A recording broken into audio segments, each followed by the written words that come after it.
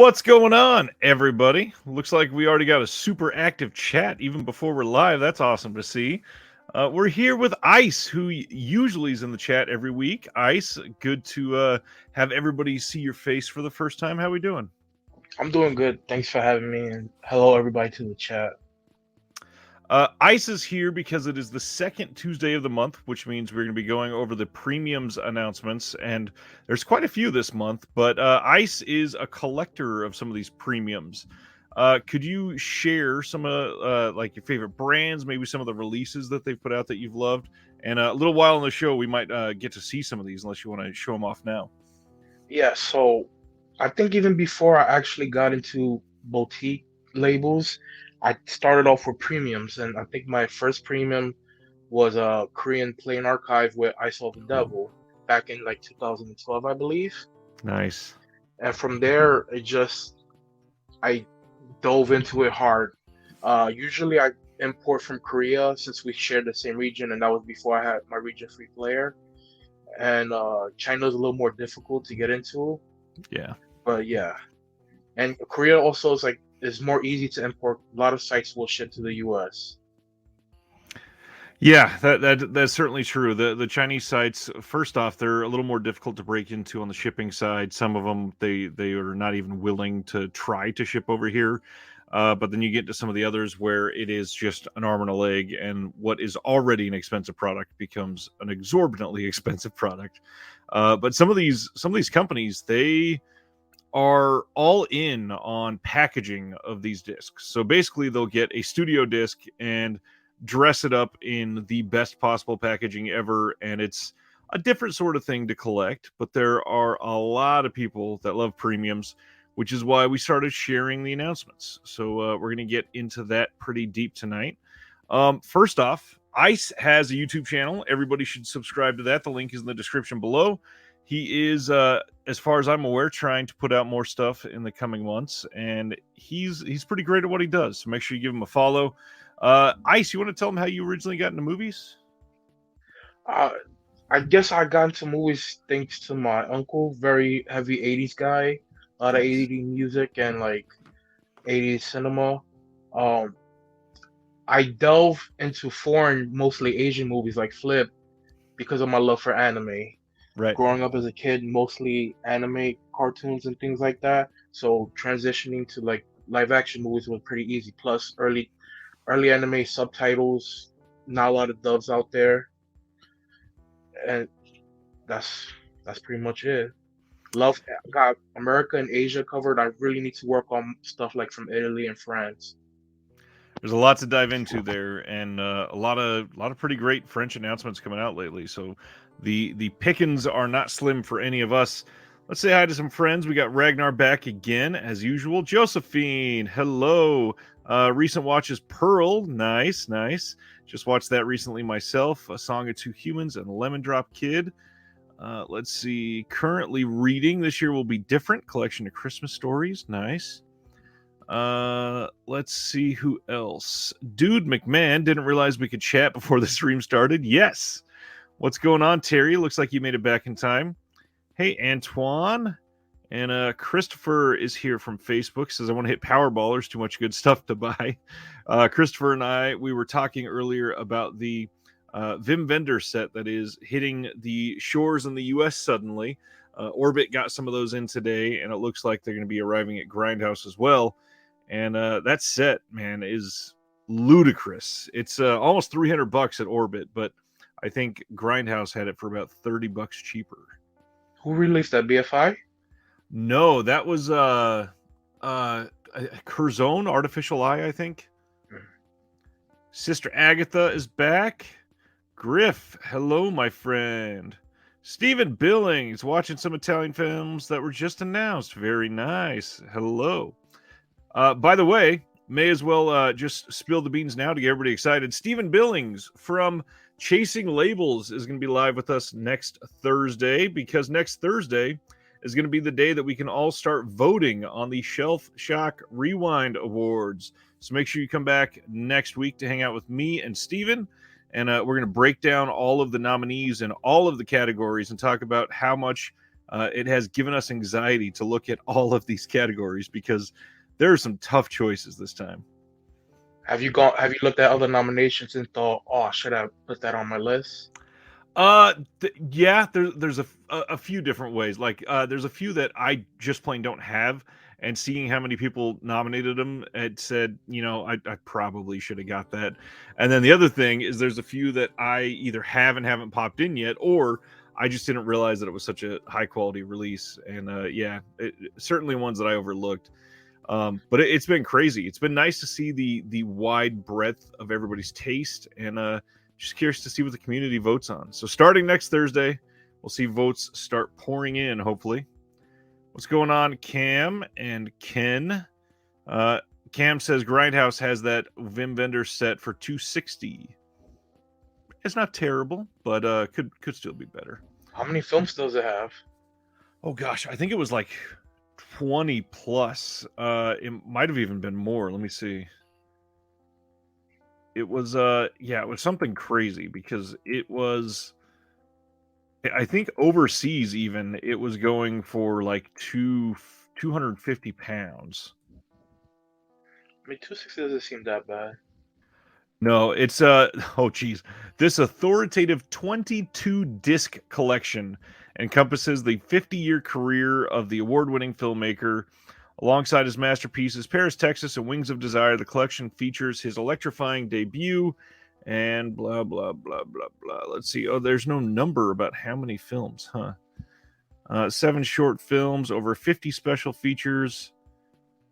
So there is 1, 2, 3, 4, 5, 6, 7, 8, 9, 10, 11, 12, like 15 or 16 films plus a bunch of shorts. That's quite a bit. Just hope the build quality is up to all those discs. Yeah, and the box and everything, it looks great. Griff, my friend, of course we're going to be going over the Vinegar Syndrome banner announcement today. And I speaking haven't seen of, it, so that should be exciting. sweet. Let's just start diving in then, because there is a lot of great stuff that we get to talk about this week. It seemed like a lot of people were expecting this week to be pretty slow with what we got to talk about last week, but that's never the case. It seems like we're in a spoils of riches type of period for boutique labels. So we're going to dive in first with Martin. Second Sight has announced that on February 27th, we are getting Martin on 4K. This is, of course, the George A. Romero vampire flick that we have been clamoring for in the States for a long time, and we're still going to be waiting because this is only coming in the UK. This is getting a new 4K scan and restoration from the 35mm dupe negative, supervised and approved by the DP Michael Gornick. We're going to get both 4K and Blu-ray discs with bonus features, and then the 4K gets HDR10.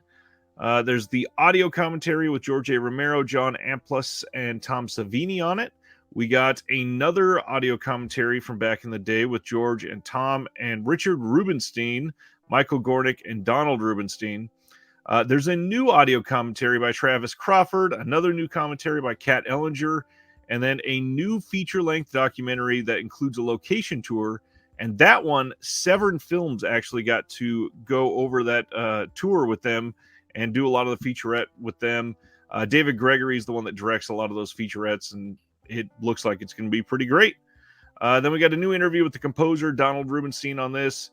Short film, all kinds of stuff. This just looks ridiculous. And then, of course, a 108-page book with new essays by a whole bunch of people, including Travis Crawford, Heather Drain, Kat Ellinger, Andrew Graves, Alexander Heller Nicholas, Stephen Thrower, and more.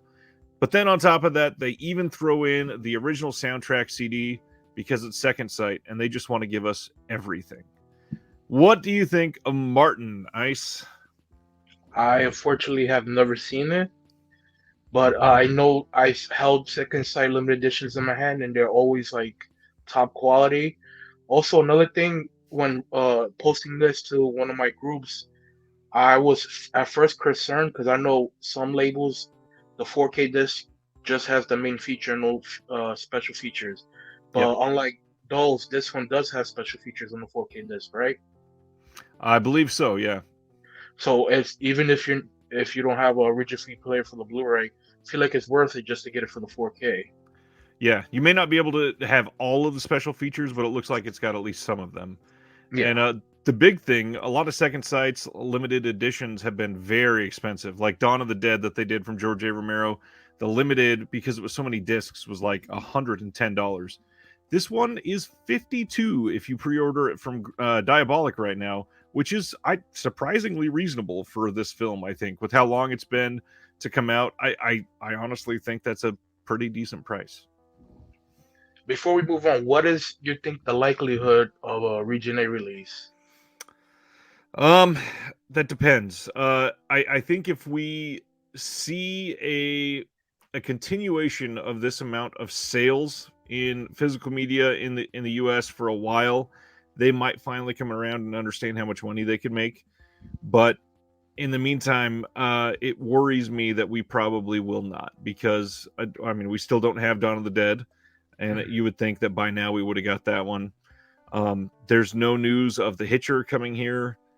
There's so many things that are just out of reach. But thankfully, for those of us that do the importing game, at least we got a chance at them. But yeah, if you want this one, this is available to pre-order from Orbit, from Diabolic.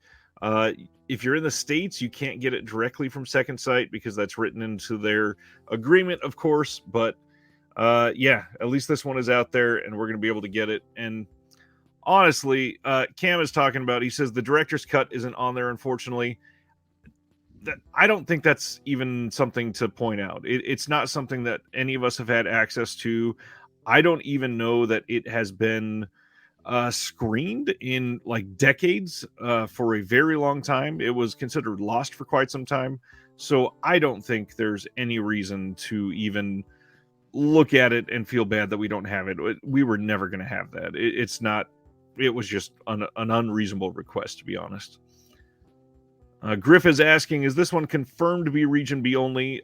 Technically, no, but that's only because we're not holding the disc. But Second Sight has locked everything that has been advertised as Region B only. So yes, everything is going to be Region B, I guarantee. Other than the 4K, obviously. And usually when I see people like disappointed or complain, I usually just say, you know what, save a little bit of money that you spend on Blu-rays a month and just get yourself a region free player. It opens up the world to you. Yeah, and if you really want to cut down on the cost, you can even save up and get a Region B player only that only plays Region B Blu-rays and hook that up to another input on your TV, and you'll be good. Terry says, haven't seen Martin since VHS. I suspect that it will have aged nicely. I haven't seen it since, oh gosh, it's probably been about 10 or so years. I had the old DVD of it, and it was decent looking on the DVD, but I can't wait to see this on 4K. It's going to be beautiful. All right, moving right along. Kino gave us some release details for Marathon Man on 4K. They announced this, oh gosh, probably midsummer-ish now at this point. We are getting this on February 28th, and this is going to have a new audio commentary by Steve Mitchell and Nathaniel Thompson. And that is all of the new features. We are going to get some of the old stuff. There's the Magic of Hollywood featurette, the original making of Marathon Man. There is a Remembering Marathon Man featurette, some rehearsal footage, 10 TV spots, and a trailer. But just classic Kino 4K here coming in with the great title. What about Dustin Hoffman? Are you a Dustin Hoffman fan?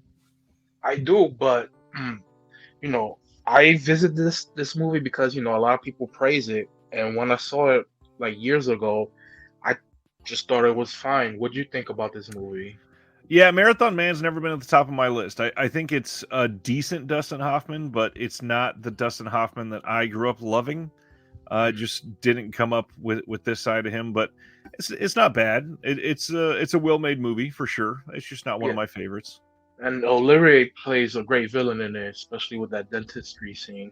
Oh yeah, Roy Scheider, real great in it too.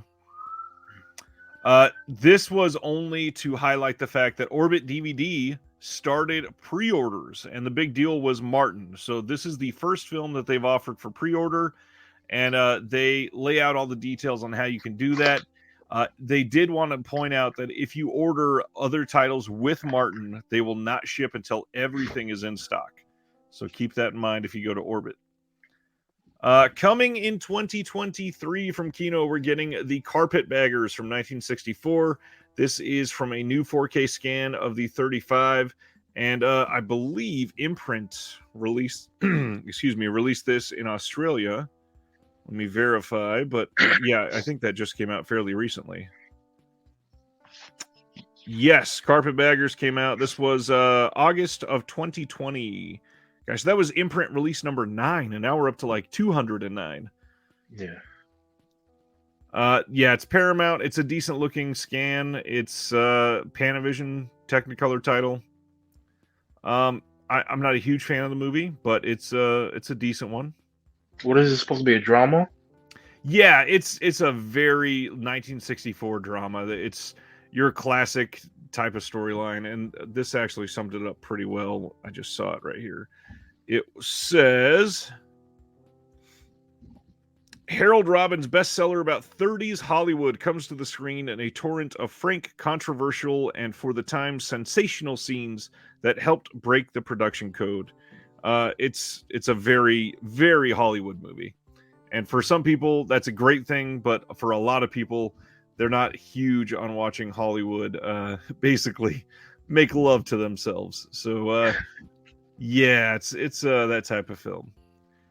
Next up, Will Penny from 1968 is coming from Kino in 2023. This is another Charlton Heston, and they are just going all in on him and Bronson, and yeah, just adding to the stack. This is with Donald Pleasance, though. That's a cool one. I've never seen this one. Have you? No, but I have seen recently a Heston movie, Touch of Evil, because for Nice. November.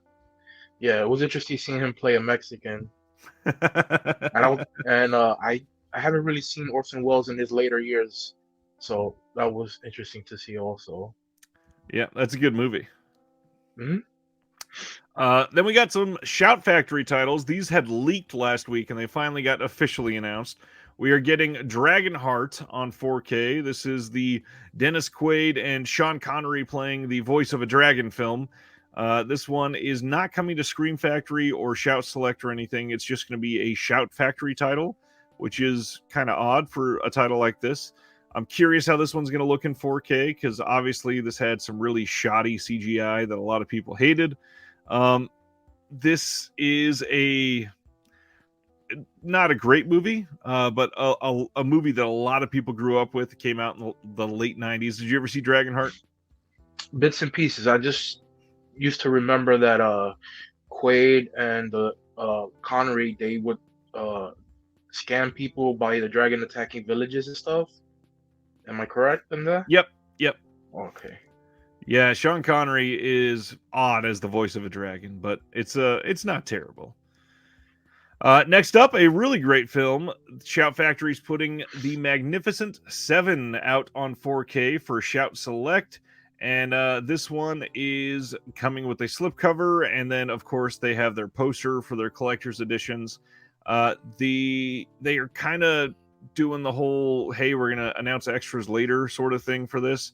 I'm curious to see what they're going to be able to get. Obviously, this has a ridiculously great cast. You got Steve McQueen, you got Charles Bronson, James Coburn, Eli Wallach, Robert Vaughn, Yul Brynner, of course, and then all directed by John Sturgis. But this is clearly a classic, and one that a lot of us have ended up seeing at some point. This is from 1960. Not to mention, this inspired a bunch of other films. You know, we got a lot of people will see the Seven Samurai in this. They will see all kinds of other films that took a lot of inspiration from this film. Have you seen the original Magnificent Seven before? Yes, I have. Good. I haven't picked up any Shout 4Ks. How are they on that front? Hit or miss. It depends on who is supplying the scan, because Shout Factory, they don't do many of their own restorations. So if it's coming from Sony, it's usually quite good. If it's coming from MGM, it has been good this last year, but This one, I imagine, will probably be treated with the utmost respect, but then you have other situations. For example, the gosh, what did they just put out? The war film. Somebody in the chat will help me out. They put out something that it just looks awful because there's all kinds of DNR. But again, Was that the Deer Hunter one? no, the Deer Hunter actually looks pretty good. Shout Factory is one of those titles that people love to just absolutely shit on for transfers and for quality control. But Shout Factory is not in charge of the transfers. Shout Factory is just putting out stuff that has been given to them. So, unfortunately, this is not something that you can blame Shout Factory on for most of these releases. Magnificent Seven will probably be a great one, but I'm curious to see reviews on this one first, at least. Mm-hmm. Speaking of 4K, they are releasing a double feature 4K, and I believe this is their first double feature on 4K, of the original Slumber Party Massacre and Slumber Party Massacre 2. Now, the hard thing here for a lot of people is that this does not have the third film. Now, what was that? Sorry. No, you're good. I got a hair on my lip. This one does not have the third film because supposedly the rights have recently changed, and that Blu-ray double feature of part 2 and 3 will likely be, still something people are seeking for quite some time. That one has been very expensive on the secondhand market because it sold out so quickly. That title has sold for over like $300 multiple times on eBay. I don't even understand why. The third one is a terrible, terrible movie. I was going to say, plus, don't other companies release later franchise movies all the time, like Vinegar Syndrome? Oh, yeah. They have, like, Birds, 2 or 3 or whatever? Yep. And then Severin has, was it the Evil Dead or something? Yep. Evil Dead 5. Yeah. So I'm pretty sure somebody will bound to pick up the third one and do a nice release of it.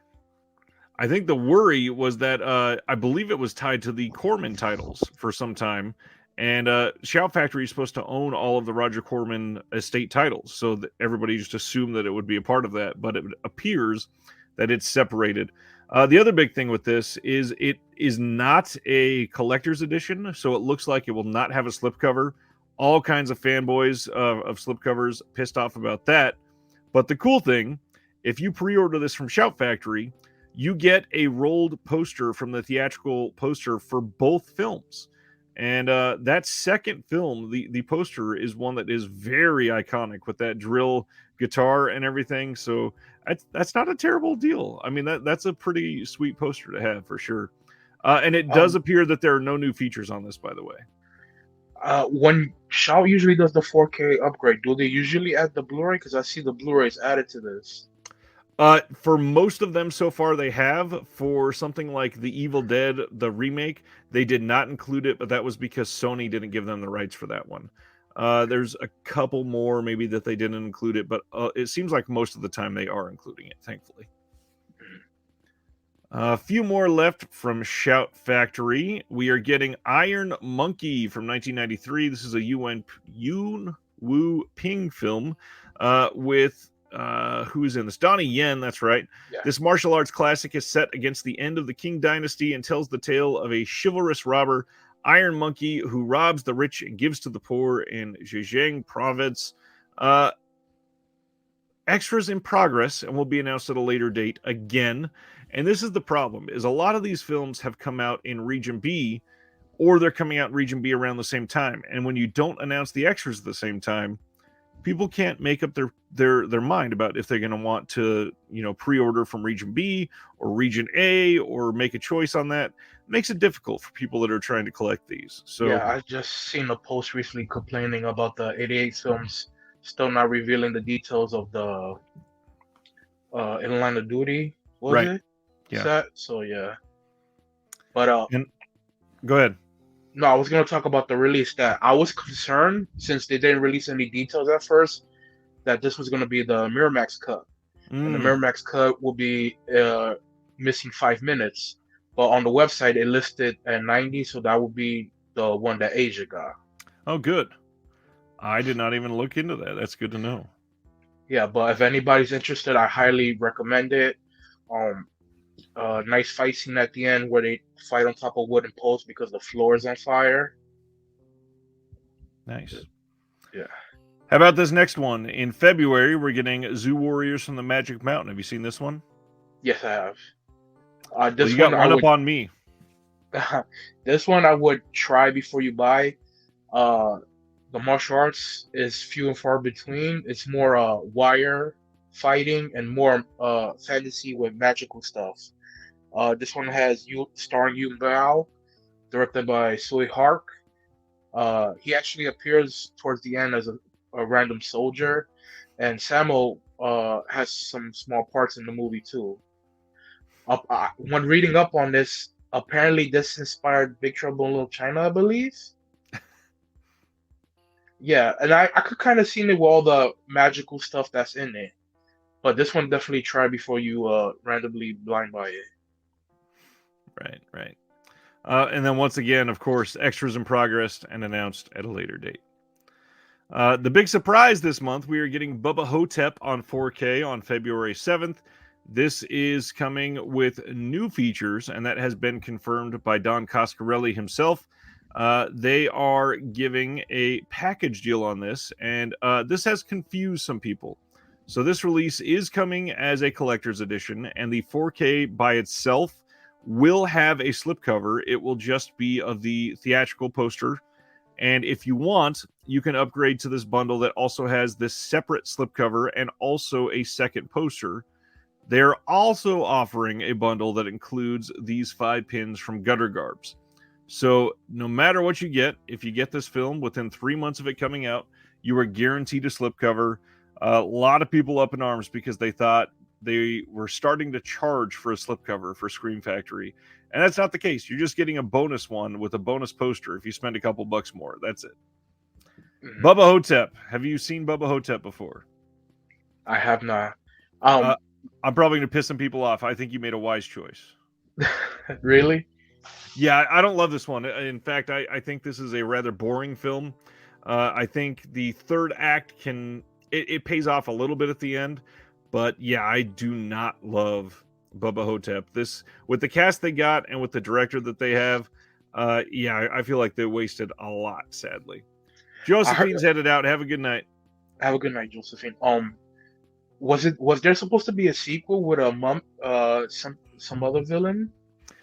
There's been some stuff hinted at, and I think, if I remember right, Bubba Hotep has a couple comics written, and one of them included a mummy or something like that, and they were considering releasing an entire film like that as well.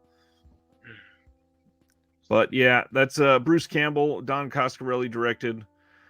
February 14th, Shout Factory is also giving us Shepherd, the story of a hero dog. This is a like Nazi and Jewish family tear-jerking film, basically, it looks like. Never seen it, of course. No, when I seen the cover, I got really strong boy in the striped pajamas vibe. Oh yeah. Yeah. They tend to put out one of these every like 2 or 3 months, it seems like. Then, to go with the previous 2 announced steelbooks, we are getting 4K steelbooks for the Box Trolls and a standard of the Box Trolls, and then one of Kubo and the Two Strings and a standard. Both of those are coming in 4K. There are no new features on either of these, but they are a brand new 4K restoration with Dolby Atmos. I love the art they did on these steelbooks. I really wish we got a poster with them. Yeah. I'm also happy that Shao has been supporting animation with the Leica releases and then G Kids and stuff. Yeah. And there's so much more other than Disney, like with Cartoon Saloon, and then some places like there's a studio called Light Chaser Studios in China that have been releasing some nice animation stuff. So it's nice to see them get love. Yeah, and these 4 films especially, they seem to make a pretty big splash in the US, so I'm glad they're getting some attention and focus. Another 4K title coming from Kino on February 21st. Or no, I apologize. This one is not in 4K. This is just a Blu-ray. The Hunter from 1980 with Steve McQueen. This gets a new audio commentary with Steve Mitchell and Nathaniel Thompson. And this is one of the films that they were able to actually license reversible cover art. And it looks like the reversible cover art is fully different than the slipcover on this one, which is really nice. You get 3 different art options. But yeah, this is the last film of Steve McQueen, and I remember enjoying this one. I've not seen it in a long time, but this one's from 1980. Have you seen many Steve McQueen films? Not many, just like Magnificent Seven. What, the Sting? Was he in the Sting? I believe so, yeah. Yeah, I've seen. I definitely need to delve in. And you said this was his last movie, Yep, so that's a nice oddity just to pick it up to see. for sure. Moving right along, we are. I put out an interview with Justin LaLiberty of OCN and Vinegar Syndrome. Hope you give it a listen. It's a pretty fun one. We go into the Sight and Sound list and all of the December releases from the partners. And yeah, good conversation. Those your interviews and streams really help the travel when I gotta ride the trains in New York. Good. Good. Glad to hear it. Sardis is here. What's going on, Sardis? Secret of the Incas is coming from Kino Lorber on February 28th. This gets a new audio commentary by Toby Rohn, and this one is coming with the original art here. I believe this one was also released previously by Imprint, and this is going to be the exact same scan, and essentially if you've got that other one, you probably will not need this disc, but Kino just kind of quietly helping us out get those Paramount titles here. Yeah. And I've seen a lot of more, like, was it Kino releasing the imprint stuff too, so that helps if you want to import Destroy Your Wallet. Yeah, and this one is supposedly the one that was the direct inspiration for the Indiana Jones series. So a lot of people are waiting to see it primarily for that. Have you checked out the new trailer yet? I did. Everything but some of the CGI was pretty damn impressive. What'd you think? I haven't seen it yet. No. There's a couple really great scenes. There's one in particular where Harrison Ford is de-aged and it looks remarkable. It looks like 1983 Harrison Ford again. And there's one scene that is you can tell like they couldn't quite get there with the art that they wanted, so they intentionally made it blurry, and it is awful. But some of the other stuff is pretty damn impressive looking. The only reason I haven't seen it is like some of the rumors about the script that people have been putting out. This definitely gives me big hesitation. Yep.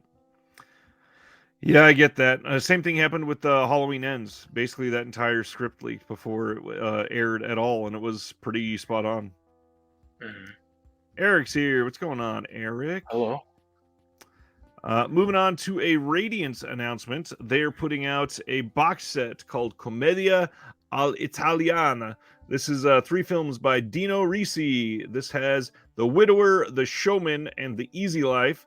The Easy Life, I believe, had a Criterion release previously, but none of these have been released in the UK, and 2 of these are coming out for the first time on Blu-ray anywhere, and they're supposed to be pretty damn good from what I've heard. I've still not seen The Easy Life, but yeah, they are just announcing all kinds of stuff from Radiance. And I just gotta love the packaging that they choose. Like, that's supposed to be a J card, right? Yeah, it's they're calling it an OBI strip. So basically, when you get it, you can just take it off and be done with it. Yeah, and I just like aesthetically how it looks, and it's different from what everybody else is doing. So I like how they really pay attention. Yeah, Fran is definitely in this for the right reasons. You can tell he's got his finger on the pulse of collectors for sure. What's going on, Silent Mandible?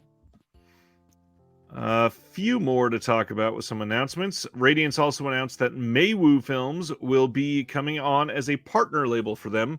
And this is great because this release was the first from them, which was Man Marked for Death 20 years later. And when I announced this, all kinds of people in the States wanted it, but they were not shipping it anywhere in the States. So it was damn near impossible to get. And now that Radiance is going to be selling it, everybody's going to get a chance to be able to get it in the US, which means it'll probably start showing up at Orbit and Diabolic here soon when it fully comes out through Radiance, which should be fairly quickly, I assume. Yeah, it's just nice to prop up smaller labels and give them more eyes. Exactly. And they made it sound like they have a few more titles coming in 2023 and then a lot more coming after that, which is great to hear. We got some special features announced for the UK release of Welcome to the Dollhouse from Radiance. This is going to have an HD digital transfer of the film, interviews with Todd Solondz and Heather Matarazzo. Both of those are brand new from 2022. There is a visual essay by Hannah Strong on the film and its place within Solond's work. One that I'm excited about, there's an audio commentary by BJ and Harmony Colangelo of the This Ends at Prom podcast. Great podcast. If you've never listened to it, go give it a listen. It is genuinely really well made. Then, of course, there is a limited edition booklet with new writing on the film by A.S. Hamra and Molly Lambert, with some archival writing by Solondz and Julian Murfitt, and extracts from contemporary writing on the film. This is just a wonderful stacked release, it looks like. Mm-hmm. Can't wait to get my hands on their first release, which we got less than a month now until that comes out. This one I wanted to share just in case people had not gotten a chance to see this, and this is a pretty big deal. Waxwork Records, who does a lot of soundtrack vinyl releases, they are announcing that their Waxwork Records subscription is coming back, and for the next week, they are revealing a new soundtrack title every day that is included in those 2023 subscriptions. First up is the George A. Romero Dawn of the Dead original theatrical library soundtrack, which will be 3 LPs. It will have the complete library cues from the 1978 theatrical release of Dawn of the Dead. And then today they announced the soundtrack for The Funhouse will also be included. If you do go in there and get a subscription, you generally will get a shirt, I believe, a hoodie, enamel pin, a few other things like a exclusive slip mat, and oh, look at that, it's all down here at the bottom. I should look at my picture here. T-shirt, beanie, hoodie, slip mat, 15-month calendar, and then you get a 10% discount on all items throughout the entire year. It is a pretty great deal. I was a subscriber the last time that they did it, and yeah, they do incredible work. I don't even know, are you a vinyl collector at all? If I ever lived in a house, I would definitely get into vinyl. Not only the colored variants are very appealing, but Yeah. some of the artwork that they choose for these vinyls, between Wax to Death Holds to Mondo, are pretty incredible. They just take up so much damn space. Yeah. Completely understandable. And plus, do you have like a nice vinyl player? Not anymore. I had one, and it bit the dust a while ago. I'm trying to get something new here, but now, basically, because recently we decided we were going to be moving, I said it would be pretty dumb to get one now. I may as well just wait till we get the new place and then try to find a better one. Yeah. We got an announcement from Turbine in Germany that we are getting the 40th anniversary collection of Knight Rider. Have you ever been a Knight Rider fan? No, it was just a little bit before my time. But you a fan of the kit? No, I cannot stand David Hasselhoff. But for those that can, this is a pretty sweet looking release. We got 20 Blu-ray discs, and it does have the TV films of Knight Rider 2000, Knight Rider 2010, and then the entire series, Team Knight Rider. This is limited to 3,939 pieces because Germany, of course. This is probably going to be available in small quantities from someplace like Orbit or Diabolic, but I would not imagine that we're going to get too many of these in the States. So if you really want it, you're probably going to have to go really seek this out. So this is just off their site, not available for Amazon Germany? Well, I imagine with 3,000, almost 4,000 pieces, there's probably going to be a few on there, but Turbine has been selling out of their stuff pretty quickly lately. Mhm. So that one's tough. We got some Warner Archive announcements today. We're getting Rancho Notorious from 1952, Wife versus Secretary from 1936, Our Dancing Daughters from 1928, The Long Long Trailer with Lucy and Desi from 1954, and then Goodbye, Mr. Chips from 1939. All of these are coming out in January. We don't have any news about special features or of these, but it's Warner Archive. Are you a Warner Archive person? I know you're into classic flicks. Yeah, I very much am. Some of the Paul Newman Harper movies. Watched Yeah, that with my uncle recently. Really fun. And Archive with the noir. I'm a big noir fan, so I definitely like to dive in. I saw the first one had Dietrich in it, yeah, and I recently been wanting to get the Indicator set because I have never dived into her films. yeah. There are a lot of them to dive into. That's the thing with an actress like that. It's kind of an intimidating filmography when you really look at it. You seen any Wow, of these? I have not. I'm actually very curious about the Long Long Trailer. This story says Nikki and Tracy are going to be married. Nikki wants to save up money for a house, but Tracy dreams of starting off with their own home on wheels, a trailer. And I grew up with Lucy. It would be hilarious right now to say I love Lucy, but yeah, I would be remiss if I did not pick that up because I can't wait to see it. It is one that I just for nostalgia piece I have to have it. Did you see the Lucille and Desi Amazon movie recently? No, not yet. I definitely wanted to. It looked very very well made. Okay, I haven't checked it out either. But I I'm did. go Oh, I'm ahead. sorry. Go ahead.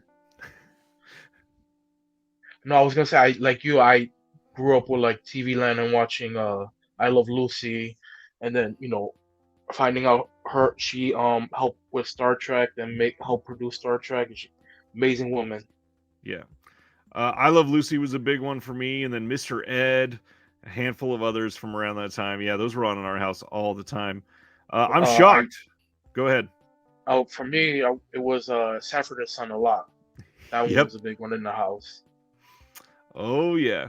I'm kind of shocked. We're done with the regular announcements already. That was all of Yeah, them. it was a little bit of a slow week, but premiums will help pick it up real fast. But I just first, go ahead. no. I was gonna say I know one of the posts had like 20 media books in it. Yeah, that one's gonna take a minute. First, we're gonna talk about this banner from Vinegar Syndrome. Let me make this a little bit bigger for everybody. So this says Subscriber Week kicks off January 1st at 12:01 p.m. Eastern, so you don't need to wake up in the middle of the night. You are going to see a celebration with 10 years of Vinegar Syndrome with 10 brand new releases during Subscriber Week. The first 7 days of the new year will be your only chance to become a 2023 subscriber. Now, a lot of people are reading that as there will be no more halfway subscriptions this year, which is, I think they're going to have a lot less people be subscribers if they have to go the entire year. And unfortunately, when it's the first week of January, a lot of people are tapped out from November and December spending. So Yeah, I see that that's not being, very odd timing. yeah. Like Christmas gifts, and then you just got done with November with Black Friday, so the bank account's pretty dried up. Yeah, unless you're somebody that gets a whole bunch of cash for Christmas, this could be a rough time to get a subscription. Then they said January 1st will bring 4 regular Vinegar Syndrome titles and 1 VSU, which I don't know anybody that was expecting a VSU that quickly. That is something that came pretty out of nowhere, and there's some speculation already going around about what it could be, but I don't know. Like this is they've only ever released VSUs during a sale, so this is kind of unprecedented. And Hmm. for those that forgot, during their Black Friday sale, they did say some snippets about January. They said we're going to be going back into Category 3 horror with a box set featuring a trio of gruesome shockers, in addition to the UHD debut of an iconic 80s gore fest, a whacked out regional creature film, and one of the best exploitation horror hybrids to come out of the wilds of the Mexican genre cinema. So we already know at least some hints about what is coming on January 1st. And then they say subsequent days will bring 2 VSAs, 1 Picorama, and 2 of something brand new. I am very curious about something brand new here. What is that exactly? No idea. I mean, they're certainly saying that it's going to be a release of some sort. We are at 4 regular VSU or VS titles, 1 VSU, so that's 5. 2 VSAs would be 7. A Picorama is 8, and they said there's 10 releases. So those 2 of something brand new is 2 releases of something. Anything you hoping will be in any one of these? I don't know. I would venture to guess of the 2 VSAs, I would not be surprised if one of them was another Santo title. It makes it they made it sound like we're going to be getting more of those. And the VSU is very curious. We know the 4 VSAs, or not VSA, sorry, the 4 VS titles. Picorama, that's always a mixed bag. It depends. But 2 of something brand new is very curious. I just hope it's not something like a VHS release of a classic Vinegar Syndrome title or something. Just give us something good is what I'm getting at. Or do you think we'll get any more partner labels in the new year? Maybe not in January, but throughout 2023, yeah, probably. It's happened every single year, so I would not be surprised at all. But then they went on to say, plus there will be a daily refreshed selection of 10 items that are discounted to $10 each, which is crazy. And then there's also going to be new partner label releases, as usual, new Vinegar Syndrome merch, and so much more. Crazy. That $10 each, I'm guessing, with how recently they've been upping their print runs, help to alleviate old stock in the warehouse. Yep. I would agree with you. Dead Sea Life says, I don't think I'm resubscribing. I just can't keep up with my watch pile, so I'm taking a step back. I think a lot of people might be joining you there. And I feel like stuff doesn't sell out how it used to, so you could wait on something if you're interested in. Well, they're selling 2.5 times as much as they used to as well, so it's tough to sell out 8,000 when they used to sell 3,000. Because the only thing in recent memory that probably sell out in the first couple of days was like the Thriller limited edition, if I'm correct.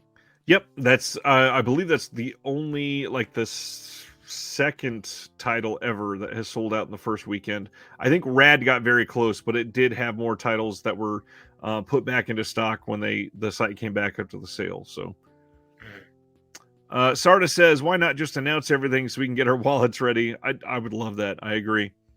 I kind of like the anticipation. Same. Terry says, I assume that something brand new wouldn't be more drive-in double features.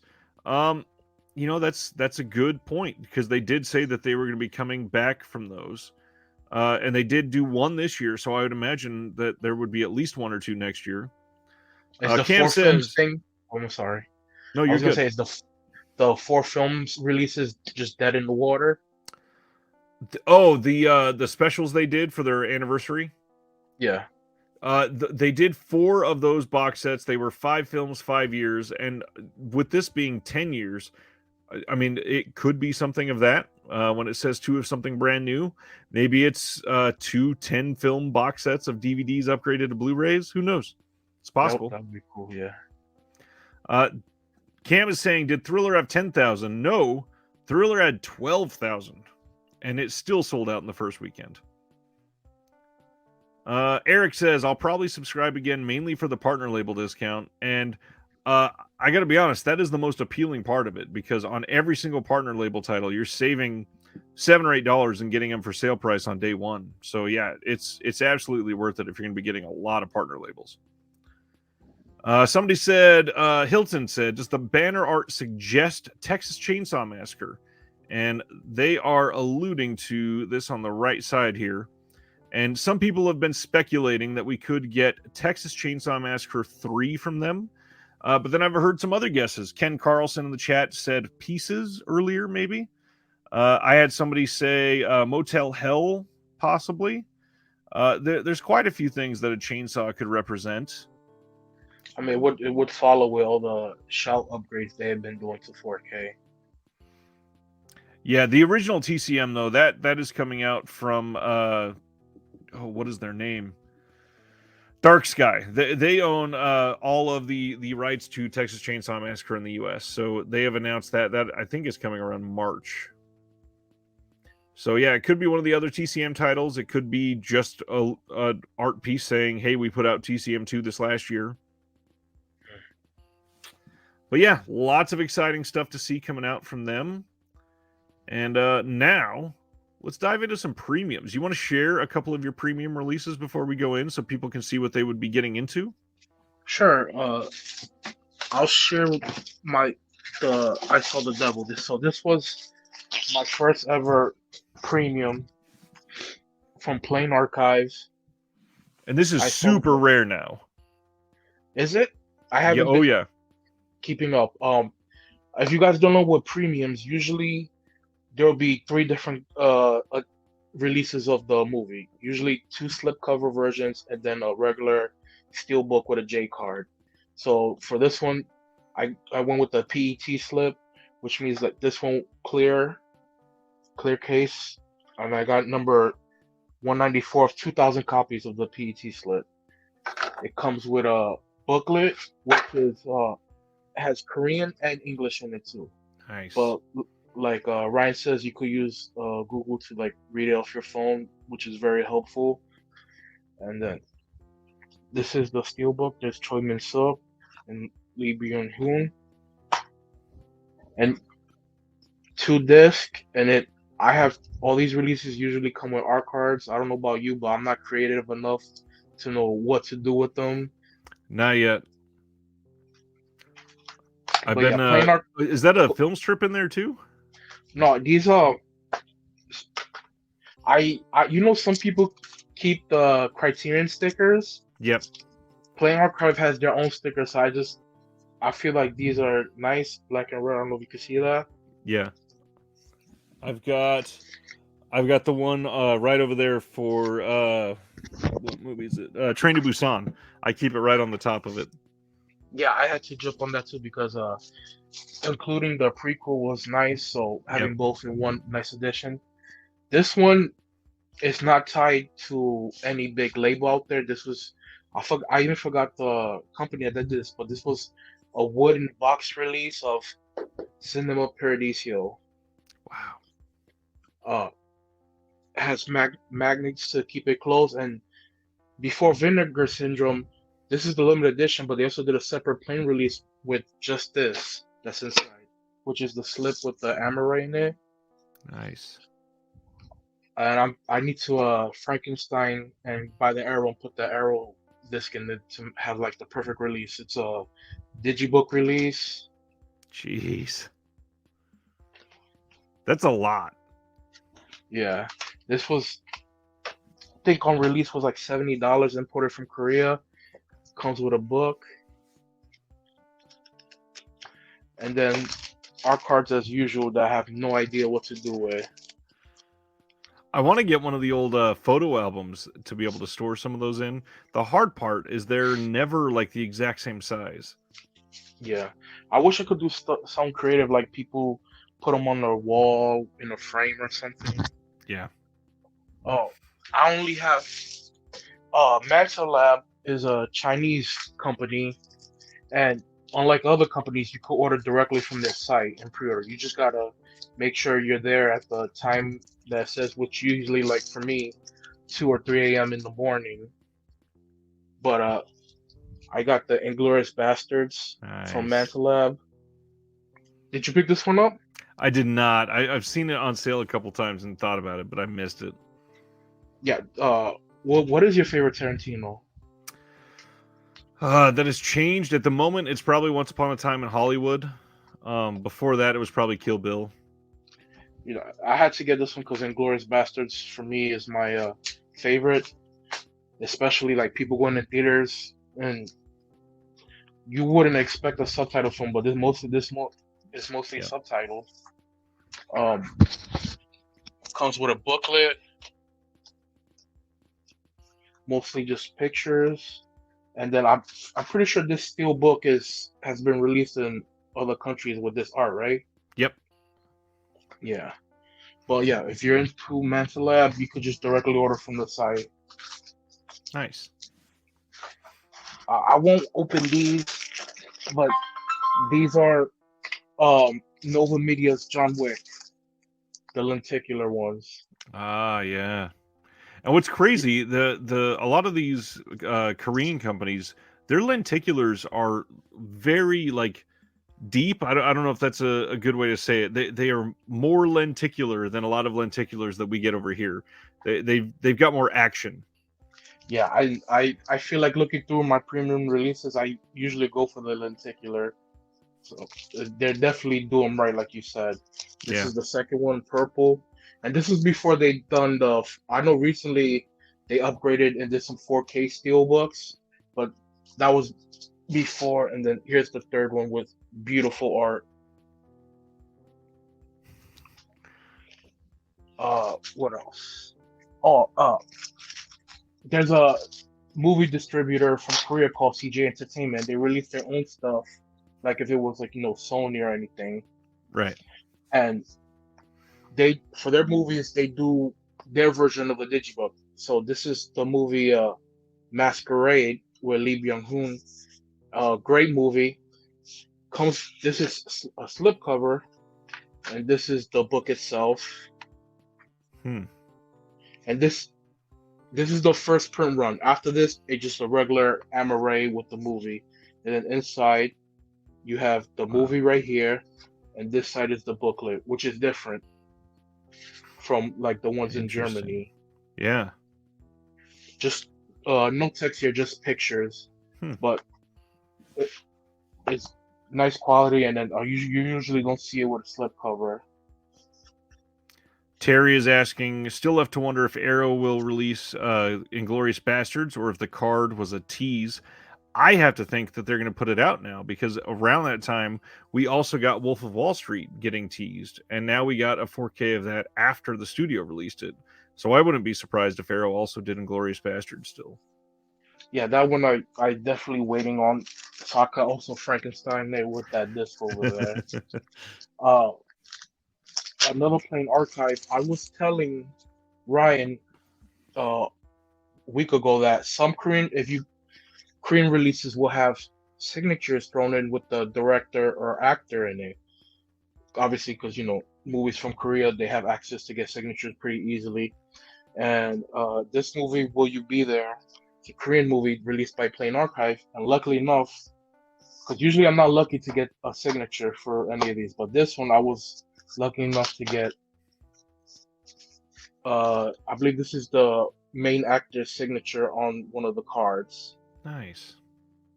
So these not all of the releases will have a signature. Random ones have them inserted either with the director or the actor in it. So you could be lucky enough to get one. That's pretty awesome. You still want me to go? Let's do announcements and then we'll go finish some of those after. No problem. Let's look at some premium. So the first one, Kimchi DVD is putting out Wheel of Fortune and Fantasy from 2021 soon. This is going to have the full, let's see.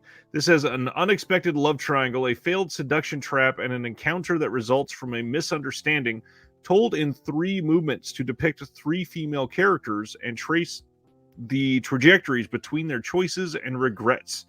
And I'm not entirely sure what they mean by this. Full episode is 121 minutes, or the side video for 68 minutes.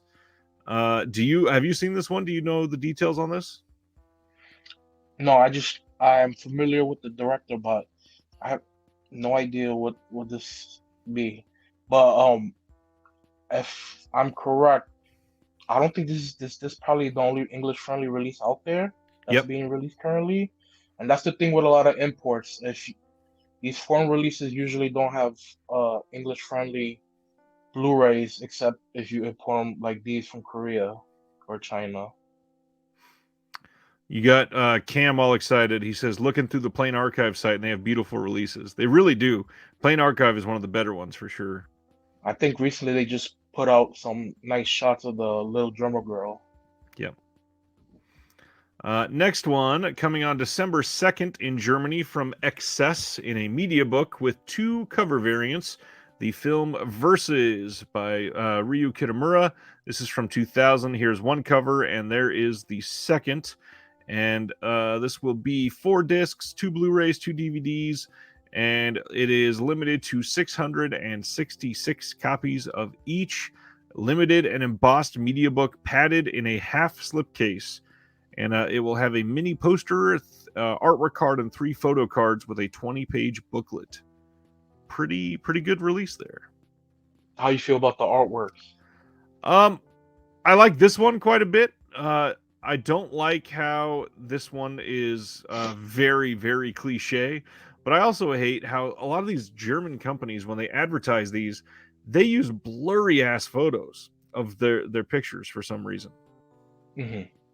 I don't get it. Because usually when the artist sends in to proof it, usually a high scan res. Exactly.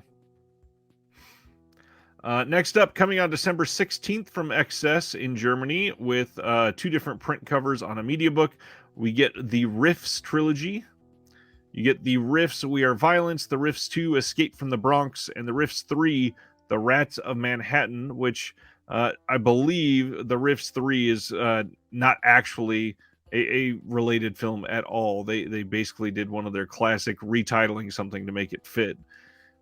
But this one, decent art actually on both of them, I think. Yeah, I love the heavy 80s vibe to them. Yeah. Do you like it when artwork is horizontal like that? If I'm gonna display it, yes. Like Arrow, they did the run of the Vincent Price steelbooks where they were horizontal, and they Yeah, like actually the looked really Independence. well done. Let's see, got a comment from Dead Sea Life. I know you saw my complaint about the 4 Fly set. By the comments, it looked about 50-50 on the expectations. Thoughts? I was expecting a slip case based on picks and price. I got to be honest, I was not. Most of Severin stuff, when it's one film, is not in a hard box. I think there's only one really, like Blood for Dracula is one of maybe 2 releases that have been one film. But yeah, it's basically exactly what I expected. The price, again, I get it. It's an Argento film. It's a 4K of something that I guarantee the rights were very expensive. Yeah, So I've seen a lot of people complain about the price, but this being one of the Argentos that was so hard to get and only available in like Australia, I'm assuming just to get the film cost a bit of money for yeah. someone like Severin. Yeah, and it's the first genuine Blu-ray release and 4K release, obviously, but Blu-ray especially anywhere in the world. That's hard to argue with. Hmm. Next up, we have in December from Wicked Vision, Nightmares from 1983, Witchfinder General from 1968, Cotton Comes to Harlem from 1970, then Slaughter from 1972. And the Cotton Comes to Harlem is going to be part of the Black Cinema Collection, number 2. And unfortunately, as you can see, again, these are all super, super blurry. I don't know why they do this, but lots of cover options coming. Here's Witchfinder General. Solid releases. Yeah, and especially the Kino release for Cotton Comes to Harlem being out of print, and I've Right. been looking for it recently. That's a nice option to get. Yeah. And Wicked Vision is usually pretty good about their releases. That's good to Uh, hear. Travis says it's also 3 discs, one of which is a soundtrack. Small correction, I believe it's 4 discs, actually. A 4K, a soundtrack, and 2 Blu-rays. So there are so many features on the 4 Fly set that it is 4 discs. You think if it was a box set instead of a slip, less people would complain? I do, but I also don't think it should be something that a lot of people get upset about. I mean, again, it's an Argento title that's been wanted for like 16 years. Hmm. So it's not that expensive in my opinion. I got to be honest.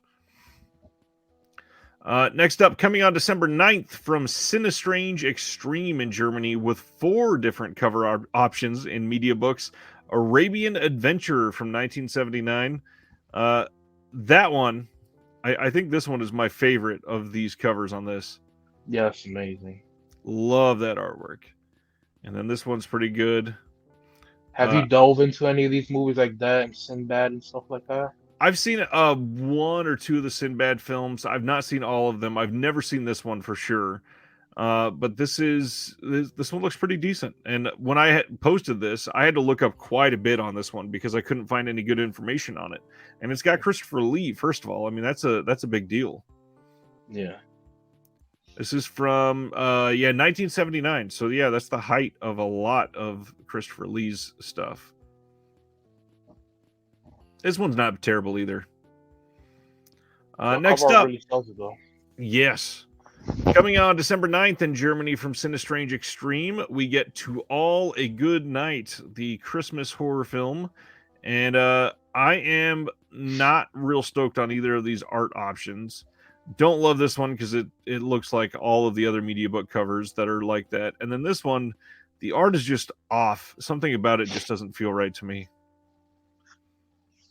Could maybe the red hue on everybody? It could be, but even like the lady on the left, her face doesn't even look like a real face. Like, let me see if I can zoom in here. I don't know. There's no tooth line. Her eyes look a little too far apart. Maybe big forehead. Yeah, I don't know. It just looks like kind of rough art. Have you seen this movie? I have, and it's been a couple years, but it's a pretty decent movie. It's not super exciting like you would think for a cover like this, but yeah, it's worth it. I think, in fact, Just a straight up slasher? think Kino put this out, or they were a partner label of somebody that did. Yeah, it's pretty straight up slasher. Let's see. Dead Sea Life. I don't regret buying it, just wish it was more clear. Maybe a pic of the actual product, not the mock up. Yeah, I get that. A lot of places, unfortunately, they don't have it in hand when they do that, so the mock up is the best we can get. But yeah, I get that. That is a month old. You already know what's coming for that now. Coming in February from 375 Media in Germany, we get Curfew from 89. A little movie called The Stuff. Love that movie. From 1985. And then Top Squad from 1988 with produced by Jackie Chan. We got Cynthia Rothrock in that one. Hilarious cover right here. Wonder what they're exaggerating there. This one, oh my god, what is up with this art? I think the previous art to this one is also really strange. It is very strange. This whole announcement is just really weird art. I probably shouldn't show that for too long. All right. Yeah, but Next one. the top squad, I know Germany does. I know Flip got a couple of the Asian releases from Germany, so top Yeah. squad will definitely try. Cynthia, who else was in it? Michelle Yeoh was in it. Not in this one. This is Go let's see. go to the other art. Oh, Cynthia Sybil Rothrock. Hugh. Okay, yeah, that one does look like something up my alley. Dead Sea Life says Bra Squad. Let's see. Coming on December 16th from Infinity Pictures in Germany, we get Mirrors from 2008 and Mother's Day from 2010. And these each have 3 different sets of artwork. Love that one. Yeah, it's a great image in the back. And then Mother's Day. And they are doing these as cover A, limited to 222 pieces. Cover B is 222. And then they call it cover W with leather optic foil and embossing. That one's limited to 333. And then on Mother's Day, it's limited to 222, 111, and 333. And there's actually like extras on here. There's booklets. It's they're doing a lot. Whoops, wrong button. Doing a lot of pretty good stuff with these releases. But I haven't seen Mirrors in a long time. I can't even remember if it's decent or it's probably super cheesy. That leather option, I'm just wondering what the price will be for that. Yeah, absolutely. Next one up is coming on December 6th from Korean Film Archive, Declaration of Fools from 1983. This is going to be subtitled in English and Korean and Japanese. I believe this is the only English-friendly release of this. And there is some more information. We got a booklet. We got some postcards. And a lot of really good-looking stuff in this 48-page photo book.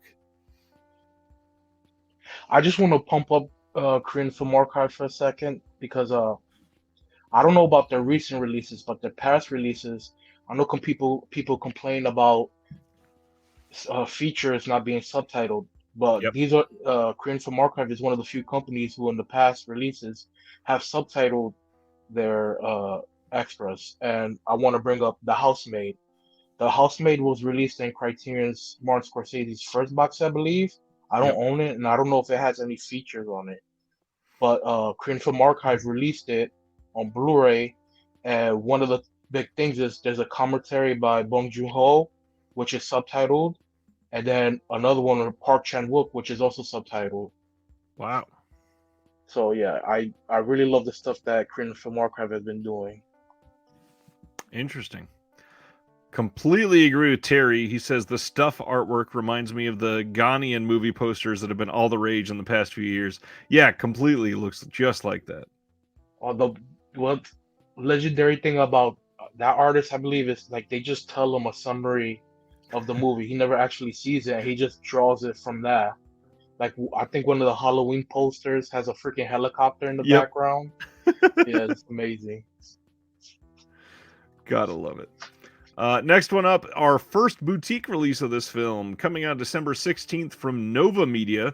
We get a full slip release of Titan from 2021. This is going to have a lenticular full slip for 700 copies, regular full slip of 700 copies with 5 postcards, and then this will also have English subtitles on there, and it's got the trailer on there, but nothing else as far as special features. But this looks like a pretty decent packaging release for this film. I'm glad we're getting something. Yeah, I've never seen that. I just think I've heard about the Car Baby about it. It's an interesting movie. It's really well made. It's one that is not nearly as much of a regular film as Raw was, but this one is it's a good watch. It's certainly fun. Mhm. Great director. Love that director. Let's see. Coming around April 2023 as a Zavvi exclusive collector's edition, The Fifth Element. This is going to be a 4K and exclusive disc from Zavvi. Unfortunately, I think this is already sold out, but as you can see, they really went all out on this, and the steelbook looks incredible. Yeah, I had missed out on, I believe, the either the Nova or the Kimchi Fifth Element Steelbook, and this one was like really nice. If you missed out on that one, a lot of Yeah. extras from the picture you showed before. And what you think about the artwork? It's decent. This is a movie that I grew up with, like it quite a bit. This little poster right here, the green and red, we've gotten that as a steelbook quite a few times, I feel like. Yeah, But yeah, Best Buy. solid release, it looks like. Yeah, But the downside is it's Zavvi. the packaging, right? Yeah, they've stepped up a little bit, but their packaging and then their tracking, for the longest time, they would give you an email saying that something is shipped with no tracking number in it. So it was just a hope that it got here from the UK. Next up is Nova Media has officially announced their winter festival sale that started on December 1st and will run throughout the rest of December. And if we have enough time, which we should, considering we have blown through most of these announcements, we're actually going to take a look at the sale. I've got that open in a tab for us. Yeah, and just to mention on that, they recently brought back their K packet, which is their cheapest shipping option. So if anybody's considering buying from there, Do we know why that went away? I feel like it went away just because of COVID or something.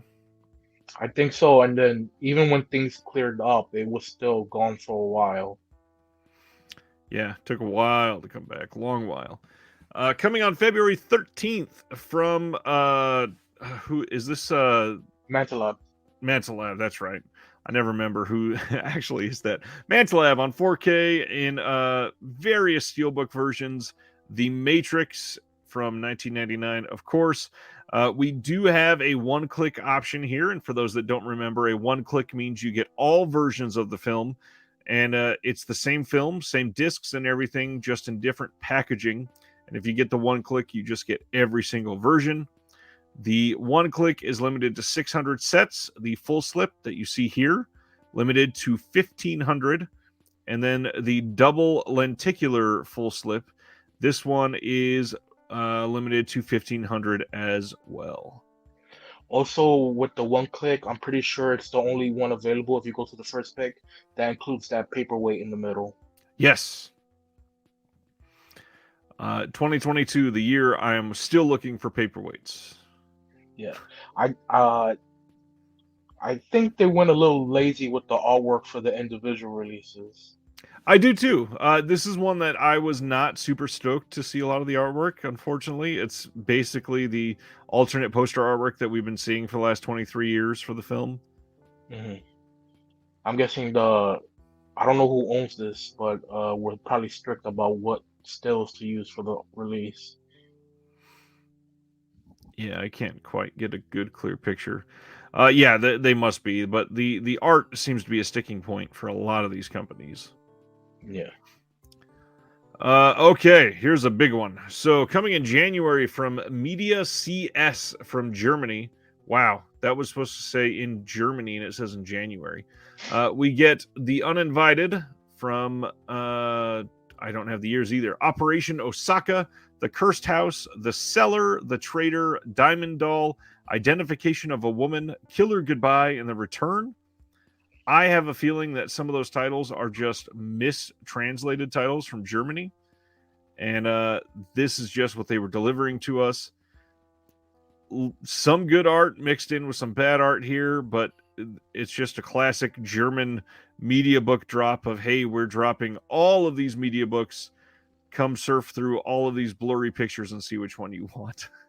And then Yeah. it shows up at your house, and it's really nice, but yeah. The Uninvited was what? Vinegar or Seven?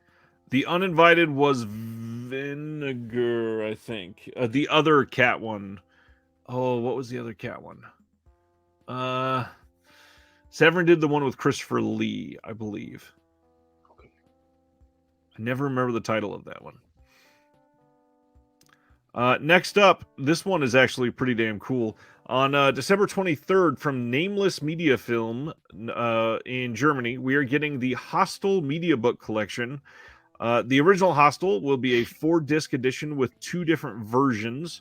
Hostel 2, first time in the full unrated version in Germany ever. Hostel 3 will be in the unrated version, and then there will be a super edition with 3 media books with different styles than the individual ones, and then a big book media book with all 3 movies as a single collection. There's also a VHS slipcase edition with the hard boxes. We zoom in a little bit so maybe you can see some of what we're dealing with here. Again, a lot of classic imagery from the films, nothing super groundbreaking, but these companies with the super basically a big box with all 3 films on media book on their own media book. Those are some really nice releases. Yeah. Are you a fan of the Hostel series? Yeah, actually. Oh, The Uncanny. Thank you. And it was Peter Cushing. I got that wrong. Thanks, Travis and Antoine. Yeah, I like Hostel. I'm a big Eli Roth person. I really like the way that he gets his passion out there. A lot of people hate him, but I've never had anything against him. Hostel is tough, obviously, for a lot of reasons, but I grew up loving Saw and the other films that came around that time. So yeah, big fan. What do you think? I have seen the first 2. I'm not big into torture porn, maybe in small doses. Like I know. Have you ever heard of the game Until Dawn? Yeah, I know it has like some scenes in there I could, with the story is okay, but like most of the movie is not for me. that makes sense. In fact, now that you said that, I don't know that I've seen the third Hostel film either. I know that I've seen the first a lot and the second one a few times. I know with me and my friends it made us like I don't want to go over to like whatever Eastern Europe country that was. Never want to visit there. Yeah, that makes sense. Coming in January from Focus Media on 4K and Blu-ray media books in Germany, we are getting Ticks from 1993. This appears to be the exact same scan as the Vinegar Syndrome scan. And over there, they are calling it C2 Killer Insect. And this is the art that they're going with. I do like the original art, this one, and then this one here. But again, super blurry pictures. Like, what is this? How are they advertising with that? That makes no sense. Yeah, and then I mean that one looks like a lot of detail went into it, but you can't even tell. Right. Travis is into Eli Roth as well. That's good to hear. Here's some cool ones coming on March 31st in Germany from WGF in a Blu-ray media book. We are getting Edge of Fury, also known as The Fist of Vengeance. And this is the first time that the film has been out on HD anywhere in the world, I believe. And I don't know if this has US subs on it yet or not. I could not find that information, sadly. But it's Bruce Lee, which a lot of people thought that was Bruce Lee, who had, of course, died before this came out. Yeah. I haven't delved into Bruce exploitation yet. I think Sean from Food for Thoughts enjoys Lie the most out of all the Bruce exploitation actors. It is like this open secret that Severin is working on a Bruce exploitation box set, supposedly, and the rumor is that there's quite a few of these live films in there. So I can't wait till they reveal the details on that for sure. Oh, that's nice. Then also from WGF on March 31st, we are getting Shaolin Handlock, which I can't remember. There was an alternate title for this one that I could not track down. This one is from 1979, and this is another Bruce Lee film, another one that is the first time on Blu-ray anywhere in the world. Let's see. Ruben says Bruce Lee skills are almost as good as Bruce Lee's. Gotta love those 70s outfits. Yeah, that's is red in the front especially. I thought that was a onesie. Coming on March 10th in Germany from Retro Gold 63. In two different media books, we are getting Strange Behavior. And that art, not doing it for me. And really neither is this first one. This one is getting a padded media book limited to 333 pieces for cover A and 200 pieces for cover B. 24-page booklet, interview with the producer, and some trailers. That's all we get on that one. I've never seen this before. Me neither. Then this is the big boy. So Nameless Media just dropped all kinds of titles. So they said coming in quarter 4 of 2022 all the way up through quarter 2 of 2023, we are getting Terrifier 2, The Goonies, The Last Boy Scout, Gremlins, Gremlins 2, a Gremlins double feature disc in a media book. Switching to the next one. Then we got The Class of 99, Mosquito State, Ricky-O, The Story of Ricky, Drag Me to Hell, Happy, which I'm curious about Happy, as if this is going to be just the first season, just the second season, or both, or what. Wanted. Did you enjoy the show? I loved Happy. Did you like Happy? I actually never seen it. I read the comic it was based off of. It is so well made. It is one of the most like faithfully adapted comic book things that I've seen in a long, long time. For those of you who don't know, it's basically like disgraced detective alcoholic who is trying to find, was it his daughter or a child? I watched it as it aired. It's been a long time now. I think it was his daughter. Yeah, he's trying to find his daughter who was taken by a pedophile Santa Claus, and he's being helped by like an imaginary blue, was it unicorn? Yep, and it was voiced by Patton Oswalt. Oh, okay. Yeah, Happy's great. Then we got Wanted Dead or Alive with Rutger Hauer, and then Tango and Cash Violent City is coming on 4K even, and then Cobra, changing it again. Then there is Millionaires Express Arisaka, the Towering Inferno, Enter the Dragon, and then they get into all of these Resident Evil options where they're all going to have their own single media books, or you can go for the Super Collection where they have their own media books all in one box together. And then they're even teasing other titles here at the bottom. So Nameless is just coming out and releasing everything all at once, it seems like. Yeah, their deal must have aligned with all these releases quick. But there's some heavy hitters in there. Yep. And that is the final announcement for premiums. We did it. Let's go over what is coming out next week, just in case you forgot. And let me get that sharing on our screen. We got Highlander in 4K coming. Carrie 4K coming from Scream Factory. Silent Night, Deadly Night 3 through 5 coming from Vestron. Coraline 4K coming in the Steelbook and standard releases.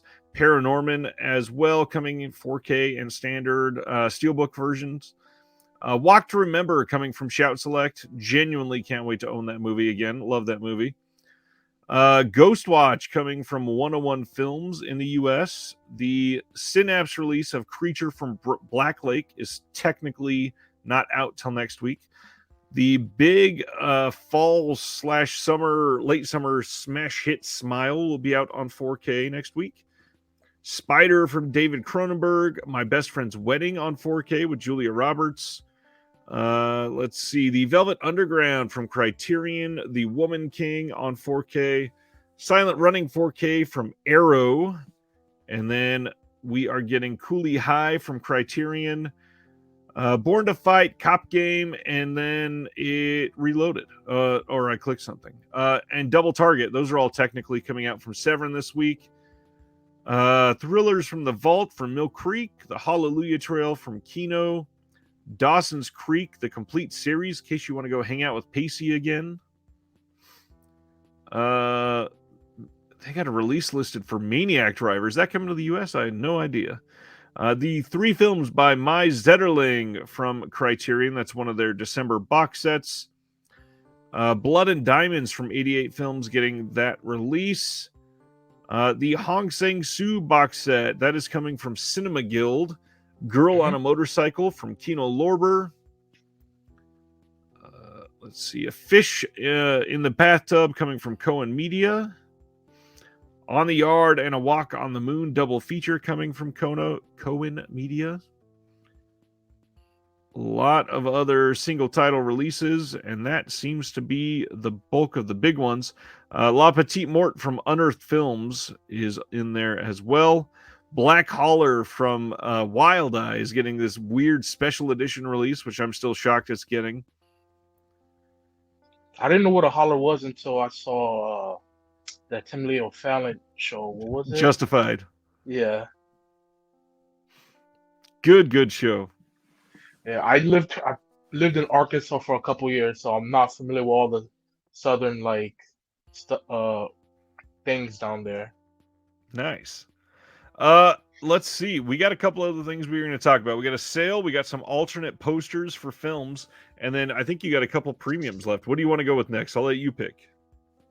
We could dive into like posters since we talked about artwork with premiums. Let's do that. So, Ice and myself, we both are interested in art prints. A lot of artists. In fact, you want to share on this? You've been doing it a little longer than me. Yeah, so I would say the 90s when movie posters has pretty much taken a dive into promoting the artwork for movie. A lot of just floating heads with the main stars on the pictures. Gone the days of like the Goonies and Star Wars, that artwork feel to the movie.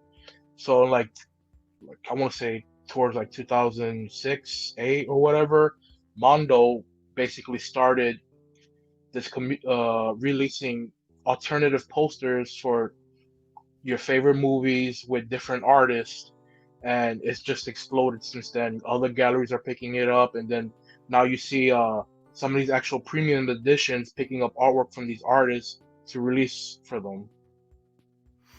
So we were talking about what to share, and Ice decided on a top 6 list of some of our favorite alternative movie poster prints, basically. And we're going to see I made a little image gallery here for both of our picks.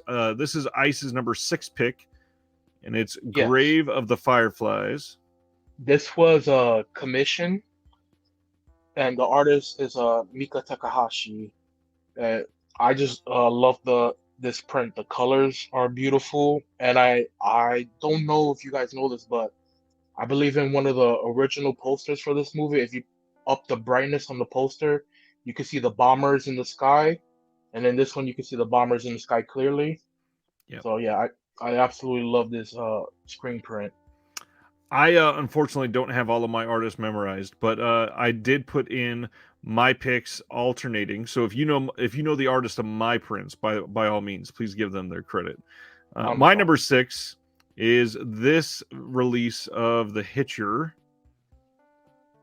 This is one that the moment I saw it, I loved this one. I believe the artist name is Bruno Verhoeven. That's the one. Yeah. Well, Really great detail. I just recently saw the Hitcher recently, and I did enjoy it a lot.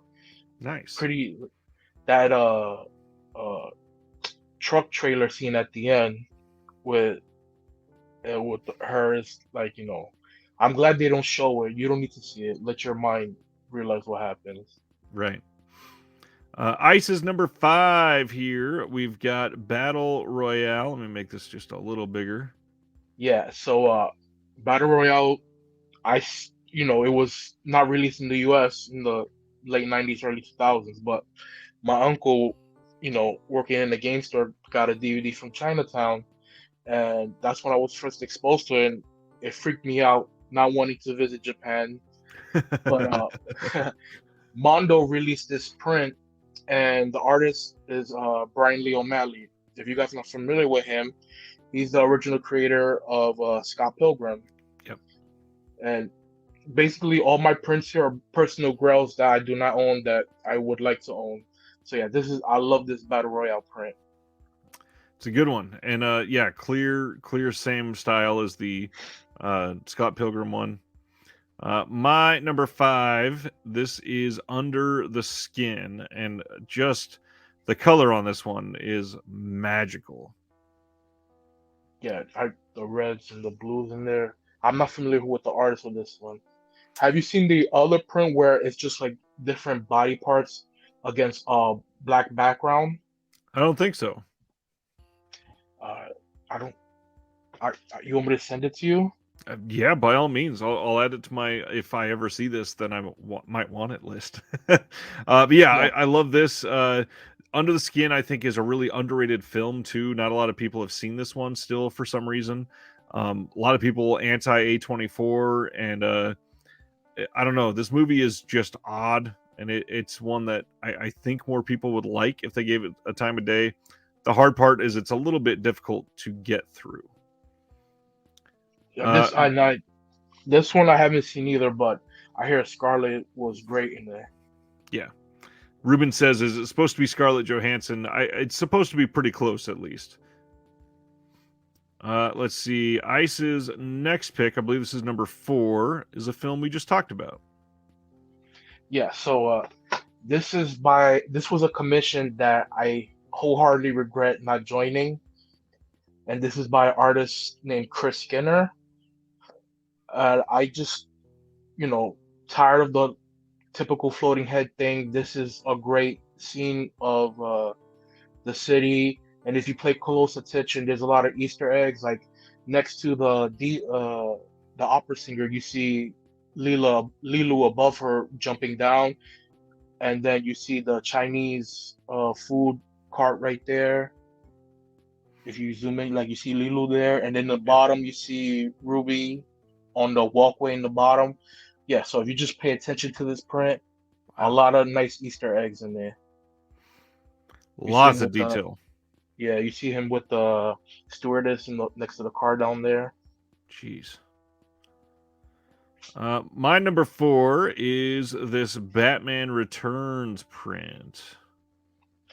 That one I believe was released by a gallery called Bottleneck. I'm not. Oh, really? I didn't know it came from Bottleneck. Yeah, this is one that I love. I grew up with this movie, watched it countless times. But the art in this, if you look really close, there are certain things, just like that last one, just really great detail. Yeah, definitely. And it's Love, also love this one. and I like that not everything has to be vertical. It's horizontal, so it's a nice way to hang it up. Yep. All right, next one, number 3 for you. Yeah. So I forgot what gallery produced this, but I'm sorry if I mispronounced her name.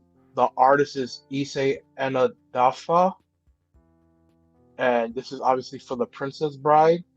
Her her artwork is usually very busy, but I think this is perfect for The Princess Bride. I could see this as a book cover, Oh yeah. uh, and then the colors are amazing. This is and Princess Bride. I don't know for you, but as a child was a personal favorite, and it still is. So I would love to own this print. Yeah, it's a wonderful movie. Lots of good memories with that one for sure. My number 3 is this pick of Hellraiser. Same artist as the Hitcher Bruno. Yeah, I think I have 3 from Bruno on here, or maybe I took one away. Love this pick of Hellraiser. I think it really gets into the depravity of the film pretty deeply. Really good detail, I think, and it's a little minimalistic. It's not over the top when they really could have been. Hmm. Love, love Hellraiser. And I'm not sure if the actual print, the yellow, is actually gold foil. I don't remember Ooh, if the commission was that. So if it is, if you see it in person, it'll pop nicely. wow. All right, number 2. This one was a cheat, but I had to put all three in. So this is from one of my favorite screen print artists. I believe his is he French? His name is Laurent Durex. I believe Dure. Um, and yeah, I just love the colors in this. And then not the focus, like small things in the movie, like this one from the orange scene. What'd you think of these? Yeah, these are really well done. I'd never seen these before you sent them over. I especially like the second one because it's something so understated from the film rather than the iconic imagery that we normally get. And it's just a nice way to show that these movies are a lot more than the big scenes that we've all come to relate to the films. Yeah, this one and this and there's another Godfather print where it's basically like a oil family tree of everybody in the movie, are like the best ones out there if you want to get them. Nice. My number 2 is this gorgeous Doctor Sleep print. I love everything about this. I still have not seen the movie. Oh, it's such a good movie. And then I think it's only on the Blu-ray disc, but the director's cut adds like 17 minutes, which it's already a long movie, so adding 17 minutes sounds like a lot. But it's like Midsummer, where it's actually a decent set of added like context to the film. It's something that really adds to the story. Yeah, Love and the this. big and the big thing I hear about is that scene with the kid that she had to cry afterwards. Yep. Yeah, really good. All right then. Ice is number 1. All right, this print in the aftermarket I've seen hit in the thousands. Oh, This is released by Mondo, and the artist is Martin Anson for Ghost in the Shell. And there's a foil variant of this that absolutely look beautiful. The colors pop. I know people like to. I love Ghost in the Shell franchise, and people like to praise the original movie, which is really good. But my favorite's actually the '90s TV series that explored the themes of AI and are there real people having a souls and things like that better than the movie did. wow. Interesting. Why does it go for over 1,000? Was it super rare? Uh, I'm not sure about the print run, but this is one of the earlier Mondo prints. Ah, So the early stuff, like there's a Dirty Harry poster that's very minimalist with his gun. The gun outline forms his face. That goes for a lot of money. Like all the early Mondo stuff goes for money. that makes sense. All right, then. My number one, my last one here. This is The Lost Boys. And this print is just beautiful. Yeah, I Love the how we hanging get Santa Monica here at the bottom. and hanging upside down. That's I've seen that a lot and it's done really well. Yeah. There's also there's a version of this that was done for What We Do in the Shadows as well. Almost the exact same style, and it is very funny. I would love to put both of them on the wall next to each other. I still need to get into the TV series. I enjoyed the movie. I haven't dove into the Hulu show. I have not watched the show at all either. But yeah, Oh, really? those are our picks. Love these. If you got any comments or if you have any limited prints or anything like that, let us know. How about this winter sale? Let's start sharing some of this. So, for those that don't know, Nova Media, this is one of those premium companies that we were just talking about. And these are all on sale and are half price for the entire month of December. And they get expensive when you start looking at shipping. So, keep that in mind. But Yeah, I I believe just these are wanted all to. full price right now, right? If you add it to the cart, the discount will show. But to talk about the shipping, if you use K Packet, it's based off of weight, so you only could fit like maybe 3 or 4 single releases before it'll Yep. say $1 million for shipping. So if you're trying to just like re get the most out of your money, like one box set maybe, and then or 3 or 4 single releases. Yeah, I think if they are semi light, you might be able to get 2 box sets. But yeah, usually it's three, if they're steelbooks at least, 3 single releases, sometimes 4 if they're exceptionally light. But other than that, then it starts to get, yeah, they tell you that it's $1 million just to make it so that you don't buy from them, which Yeah. it's a good thing. And is the one car white side really 50% off? That just came out recently. It is, I believe. Yeah, I believe if you add this to the cart, it is showing up as yep, $100. Yeah. I This blows to me personally the Criterion set out the water of how just how it looks and then the packaging wise. And if I remember right, it's all the exact same discs as the Criterion release. The only thing is it I don't think it's the same features though. Oh, is it? Okay. I thought they got somehow. I thought they got them all. I think it's the same restorations, but just the features might be different. Got it. That does make sense. So a lot of these, like this pig lenticular full slip, love the movie. If you really wanted a nice premium release of Pig, it's $18 or $19 right now. That's not bad at all. But then you look at shipping, and the shipping's like I can't remember K-Pack. What is it, like 25, something like that? Yeah, I believe So so. Yeah. it's around $25. So you'd want to get probably 2 or 3 titles to make it so it's only about $8 shipping each. And they've got quite a bit of really great premium releases in here. And if you want, I think you can just look at let's see. Plain edition is some of the premiums. Yeah, and also like if you're looking through here, I just want to like, for example, some of these movies don't have English friendly release. Like I'm pretty sure this release right here, New Dragon Inn, this is the only English friendly release in the world right now on Blu-ray if you want to get it. Wow. So that's why you make sure you look through the sales to see because a lot of like Golden Harvest stuff is in here. Some Shaw Brothers like what was it? One Armed Swordsman, I believe. All three of them, I Hmm. think, are in here. Here's some Golden Harvest stuff and Nova Fortune. A lot of Stephen Chow movies, as you see right there in the top right, where he looks like Leon the Professional. So if that you is into out Stephen of the Chow, dark. if you like Stephen Chow, a lot of his movies are in here that you could dive in. What else? A Chinese Ghost Story, all three movies. They The have a set trilogy, here. yeah. Is in here. I know this got Eureka released the Bride with the White Hair, but this one also has the The sequel. second movie. I think also the Black Mask movies are in here also. Oh wow. Yeah, was it two or three of them? Then they have a set here that you could get. Interesting.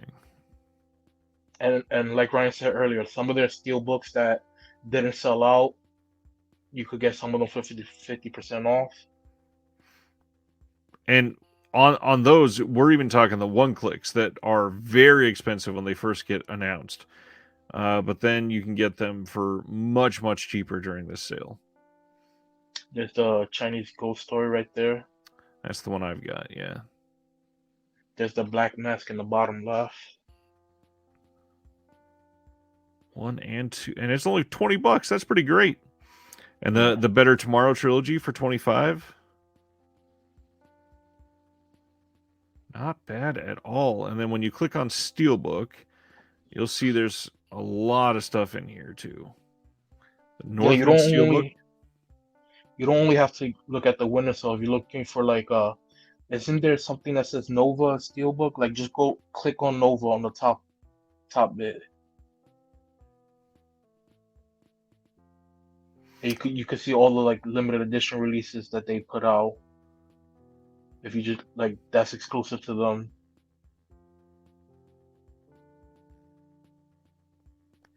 So yeah, like this Dark Waters Steelbook one click. This is when it first came out, $125. You can get it right now for $62. That's pretty damn good.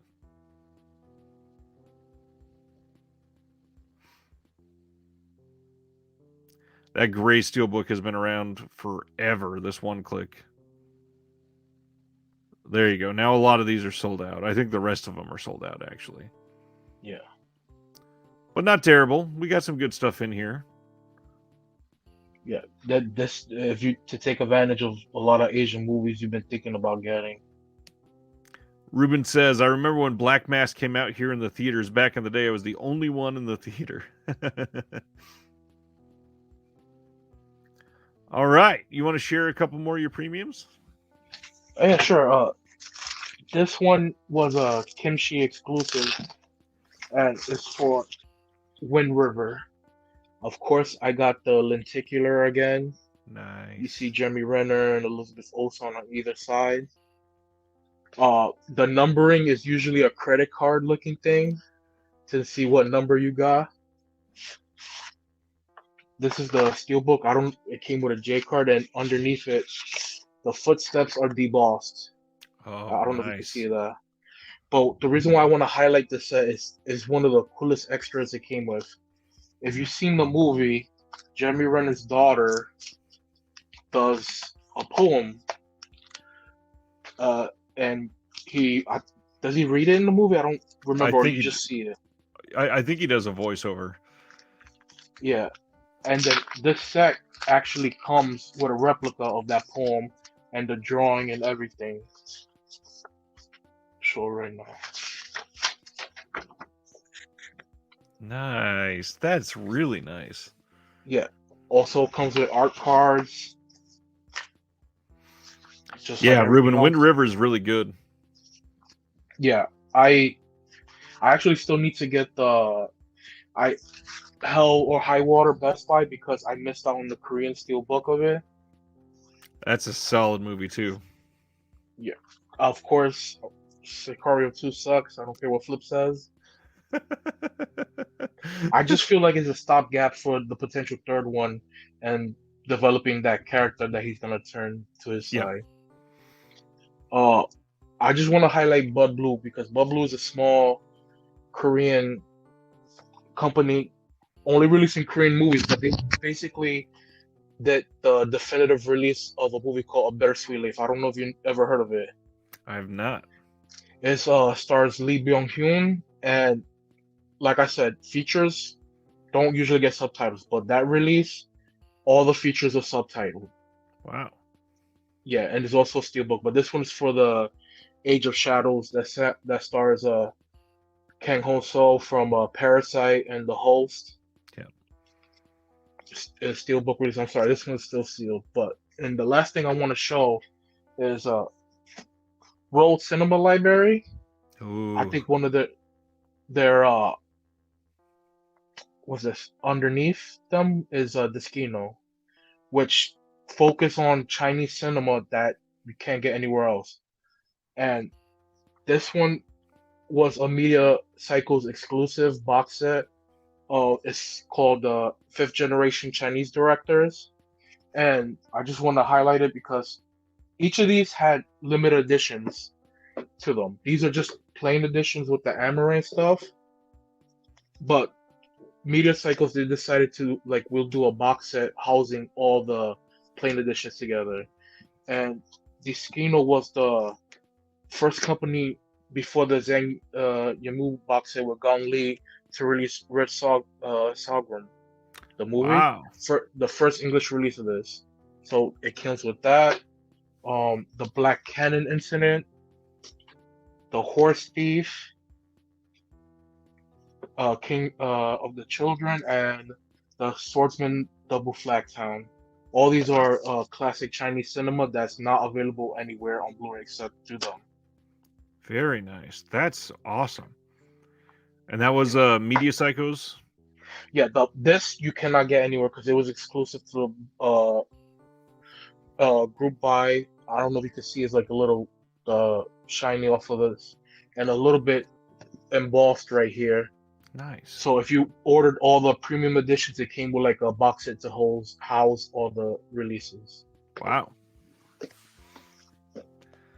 That's a lot. Yeah, for those that don't know, Media Psychos is a commonly used group buy site. Another one is High Def Ninja. I think those are the two biggest. Are there any other big ones that are used right now?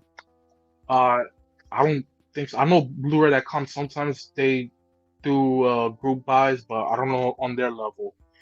And Right. sometimes you need to do group buys for some of these releases, like Diskino is hard to get anywhere else. And like what UHD Blu-ray, Yeah. the Chinese company, they don't have like a physical store or website store that you could get from. A lot of times on these releases, they will sell out on pre-order, so that if you're not in the group buy, you're just SOL, which Mhm. sucks, obviously. But Stan Geezy's here pretty much as we're done. Hello, Stan. What's going on tonight, my friend? Uh, yeah. Any other things that we missed that you think we should highlight? I don't think we pretty much cover everything.